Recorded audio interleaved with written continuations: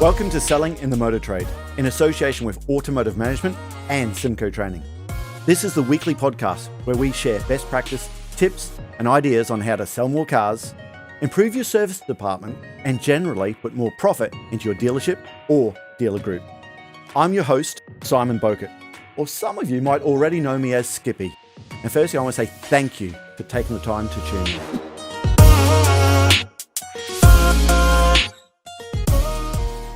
Hi, and welcome to another episode of Selling in the Motor Trade. Today, I'm with Andrew Clark. He's our senior or leading sales trainer. And today, we're going to be talking about what we affectionately call the customer's first contact.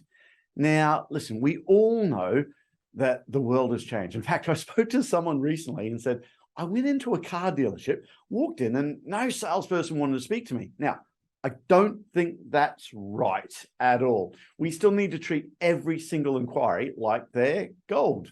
Treat every customer like a celebrity, we like to say in Simco Training. But I had this conversation. I said, well, you know what? The reason why that tends to happen, I'm not justifying it. But the reason why it happens, I think, is because salespeople know that the really hot leads, they tend to email in first and phone in. Okay. Now, again, please don't for an instant think I want you to avoid speaking to walk-in customers. But that's what I think lots of salespeople are actually doing. So we're going to be all talking about the customer's first contact. So, Andrew, how are you today, sir? I'm good, thank you. How are you? Very good. Very, very good. Now, listen, listeners to this show will know that Andrew is our leading sales trainer. You can go back and have a listen to his interview about where he comes from and the businesses he's run and what he's done. But Andrew, can I ask you, the changes since you started the motor trade, how many years is it now, sir? This is going to age me. Probably about 28, 29 years in the industry. So quite a few changes over those times. Oh, yes, it is. Hey, listen, I want to talk to you about that digital response. When that digital inquiry comes through, what's your views on, firstly, how quickly should we be getting back to that lead? What should we be saying when we're speaking to that customer?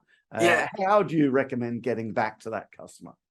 So this is interesting. We actually ran a survey on LinkedIn about this, just trying to get a feel of what people in the industry, maybe some people who actually buy cars actually feel. So it's not just my thoughts, it's actually thoughts of people who buy cars or in the industry.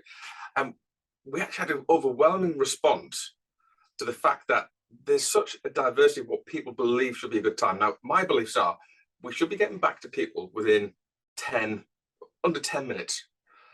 But when you look at it, actually, how good can that response be if you're under pressure? You kind of that response comes in. You've been told by your boss you've got 5 minutes to get on that lead, and you just fire on yes, that car's available. Stop the clock. I hear all the time. Kind of stop the clock on the lead. Yeah.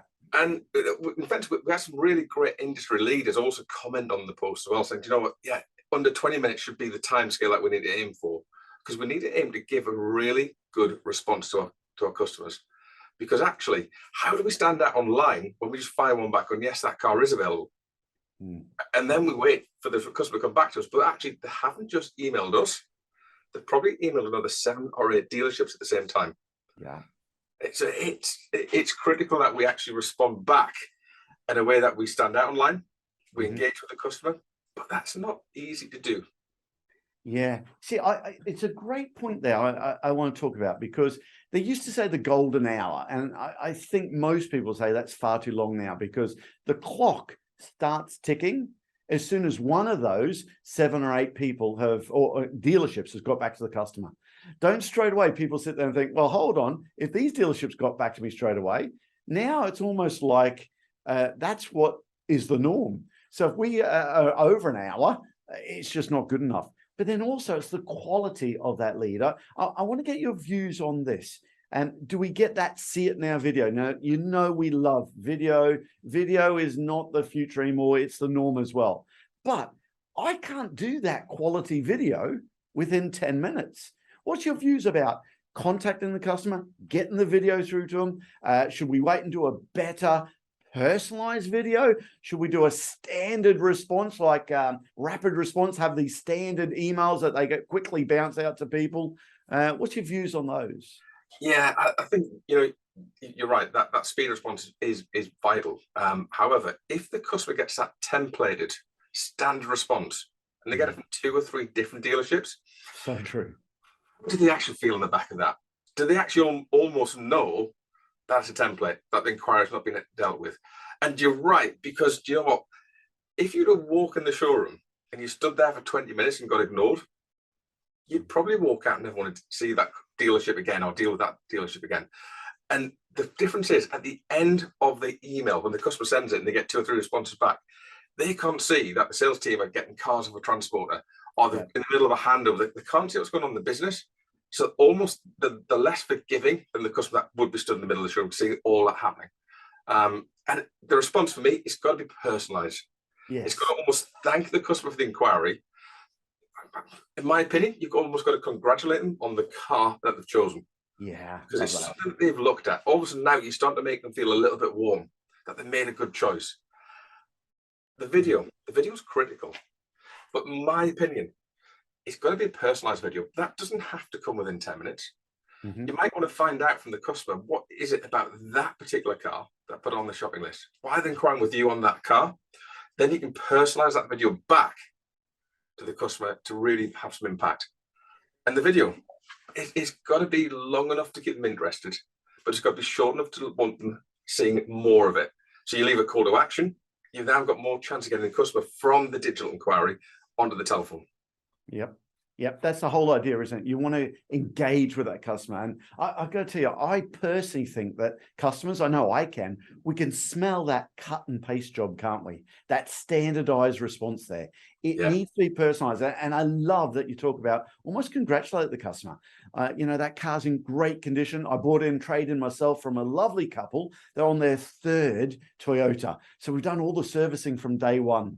That's what people want to hear. How often do salespeople sell the part exchange themselves in a dealership? Because they know the story about it. I love that. And listen, we often talk about 2 different types of videos. In fact, 3 different types of videos in Simco training, a part of our customer first contact course. Can you just talk through a generic video and a personalized video and how they would differ from your point of view? Yeah, I think when you look at the generic videos, they're almost the silent video that some manufacturers actually have on their website. That's what gets the customer interested first blood. It's that silent, just walk around, you can see the car. Every video is done in the same process, the same angle. It walks around, people can see what the car is like. The personalized video, the video that I think that's critical that we send out, is personal to the customer. It is going back into showing the features and benefits of why that customer inquired on that particular car.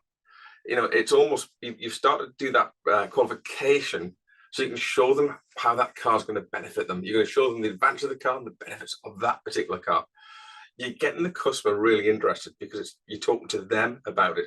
Now that video is going to be 2 minutes 30 max, because any longer than that, it's just going to start to bore them. You want them to be looking at it and looking at it and looking at it. And the more times they view it, the more they're getting warmer and warmer on that car. Yeah, we spoke to Jennifer Suzuki recently, and I must say it's quite interesting getting different views. Okay, now Jennifer Suzuki, I think she's probably one of the best sales trainers in America, talking about video and what they've done there and the whole digital response and how they deal with them. Again, go back and have a listen to some of her ideas. But I tell you what, to start with, I wasn't sure about this, but having used it, I think she's right. The length of the video really does differ. She will turn around and say that generic video, hey, listen, it can be up to 4 minutes, 5 minutes, talking about that particular car and the individual. But she says, bear in mind, you don't know the customer you're doing it for. This is that video that you might have on your website. She then says, and I love her view here, the personalized video, do what a good comedian does. Leave the customer wanting more. Okay, leave them wanting more. Now, I know that you worked extensively on the training we did for Mazda Europe. We wrote some training for Mazda Europe across all the different dealers across Mazda Europe there. And it just went down really well with this personalized video. And I've got to say, it's from my own point of view. I know that last Christmas time, people who know us know that my wife is going through lots of medical stuff.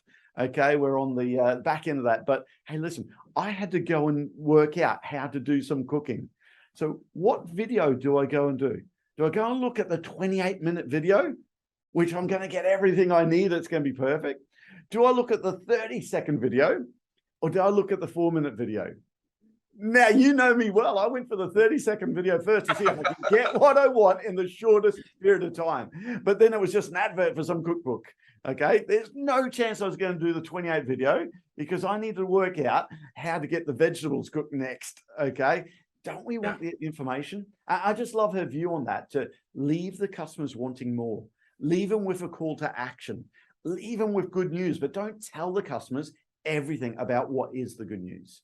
Yeah, guys, people listen to this, you might want to go back and have a look at her podcast. There's some great advice there on her views on it. Now, again, Andrew, of course, the whole goal has been to go from from digital video inquiry to some sort of phone call, and then we want to make the appointment. I want to get your views now on, are we still making appointments? Are we taking people out of the market? That distance sale, if they're a long way away, we know we have lots of people listening to this in Australia. If I'm in Rockhampton and I'm doing a inquiry into a deal in Brisbane, that's going to be a fair old drive. What's your views on, should we be aiming for the appointment still? Are we taking people out of the market? Does it differ, new to used? What's your views? I think from that point of view, you've got to find out if the customer's local. Because if you can build that little bit more of that kind of urgency around, it's a used car, it's a one-off that car, we're not going to replace it, and we can really build on that, and we know the customer's local to us, then I'd still be going for the appointment. But I'd be going for that urgent appointment. Is it this afternoon or is it tomorrow morning better for you? And really put some urgency around it. If they're calling from a distance, I'd then be going to try and close the sale. And I think that there's too often now that we just try and sell the appointment. It's a story from when I was trying to buy a car for my daughter and was dealing with the dealership in Birmingham, and all they wanted to do was get me to go to the showroom. They didn't want to give me figures. Yeah, it's a 4.5-hour drive. I wasn't going to drive 4.5 hours to look at a car. Yeah, I'd have bought the car on the back of a good video. Yeah, it is different. Of course it is. We need to do that. And listen, don't forget, we're going back in time now, but remember, the further away someone phoned on that used inquiry, the hotter they were, because that's that spec they want. That's the mileage they like. That's the color they want. Of course, it's exactly the same thing.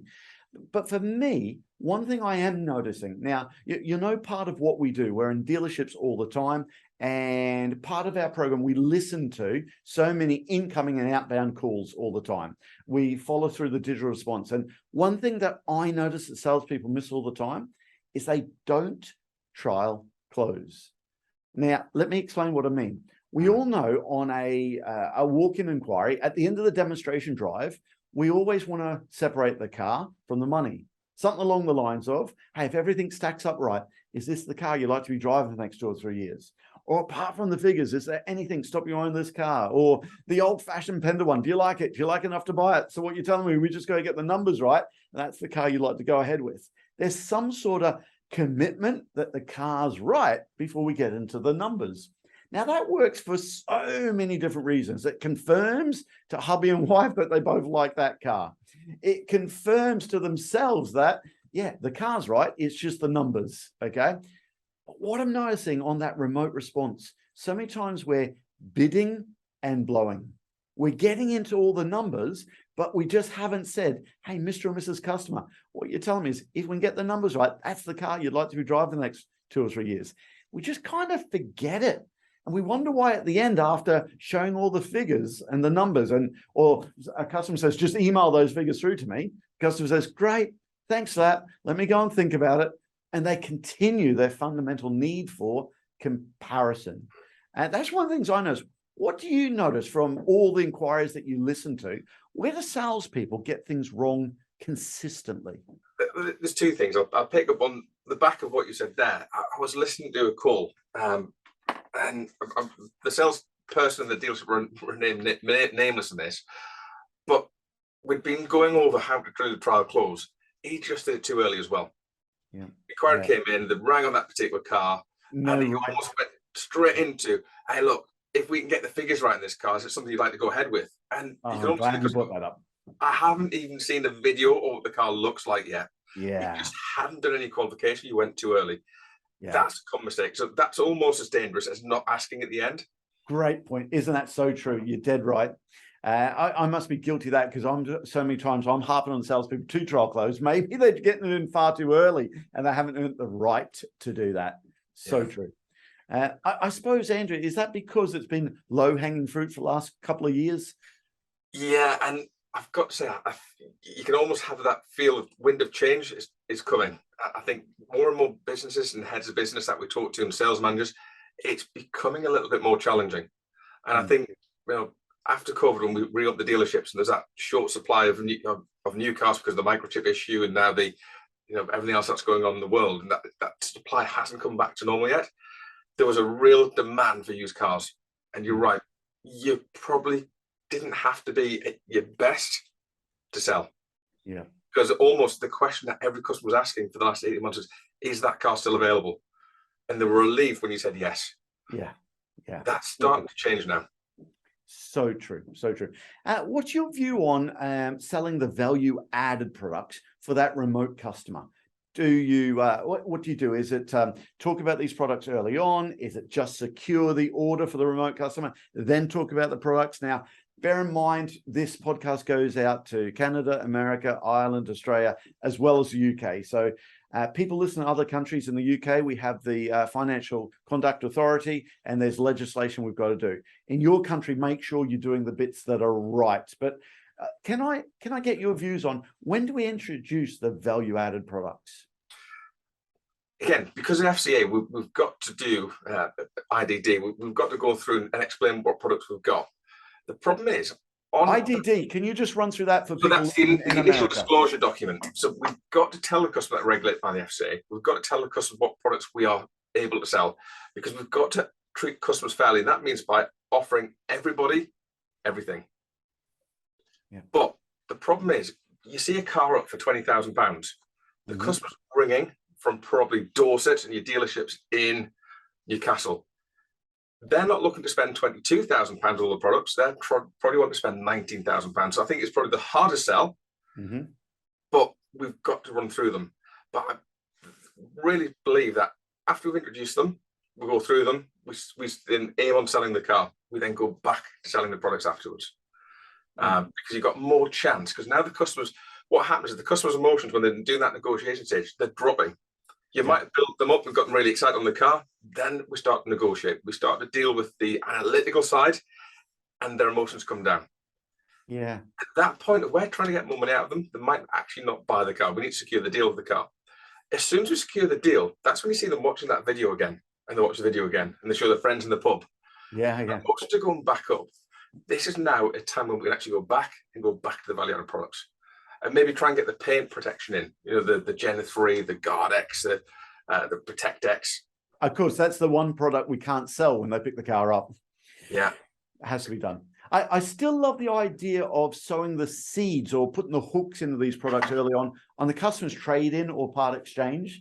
I still think when we know in the UK, I think the last figure I've seen, 89% of people in a franchise dealership have got a car there looking to trade in or part exchange.